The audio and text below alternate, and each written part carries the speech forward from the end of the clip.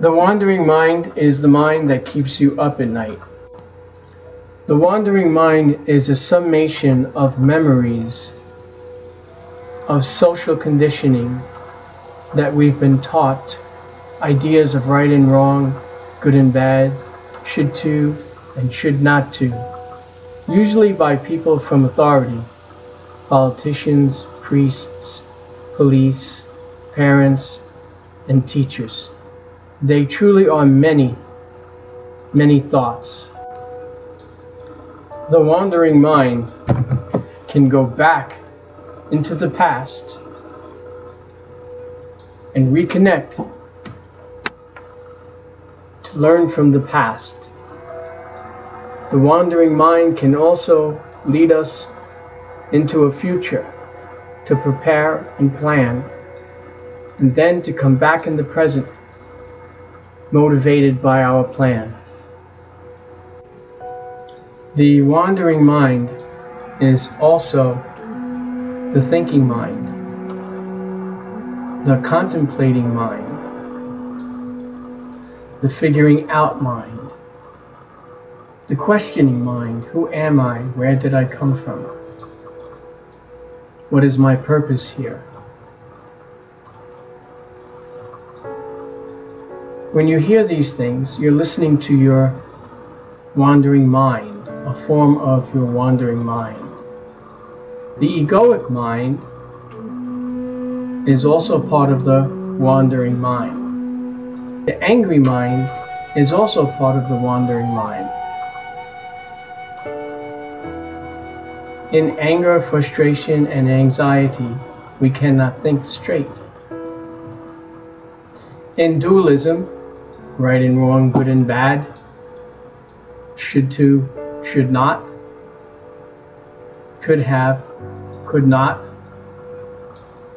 it is very difficult to think straight and can cause major problems in our life. The no mind is also part of the wandering mind. This is the peaceful mind. This is the mind at rest. This is the mind of no thought. This is the mind of being centered.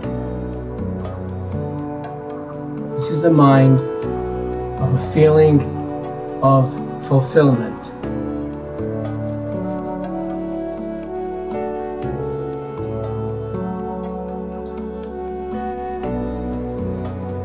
We all know how to jump into the space within our thoughts as we do this when we sleep. Sleeping is one of the greatest forms of mystical experiences and one of the greatest forms of meditation. We are all masters at it. We are all gurus at it. Changing 6 to 8 hours into 6 to 8 minutes is one example.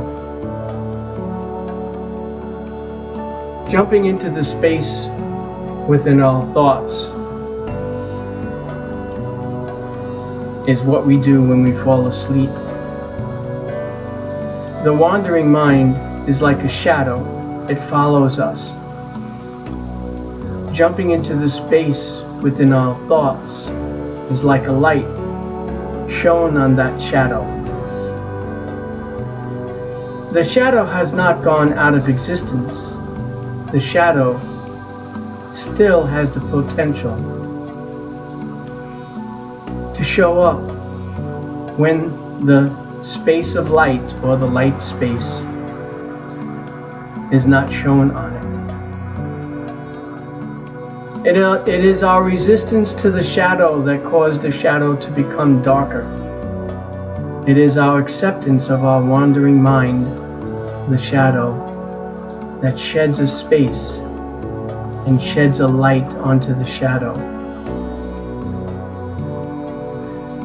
Jumping into the light, jumping into the space is meditation. It frees us and helps us to go into another place.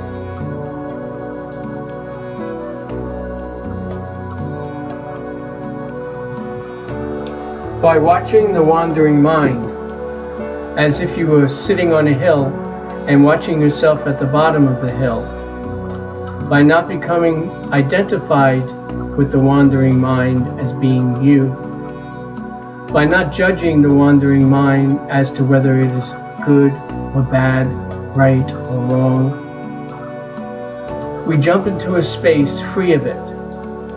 We find the chi, ki, kundalini, God, life force, prana, awareness, the witness, the watcher, that which truly goes beyond the mind, that which renews, rejuvenates, replaces, recycles, and refreshes, repairs 1 billion cells per hour without thinking about it. We cannot think about it. It is just a happening. We are all happenings. Jump into that space.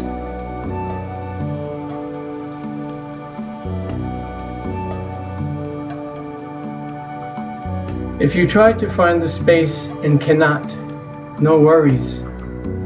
You will find it when you get to sleep. It will just happen because we are all masters and we are all gurus.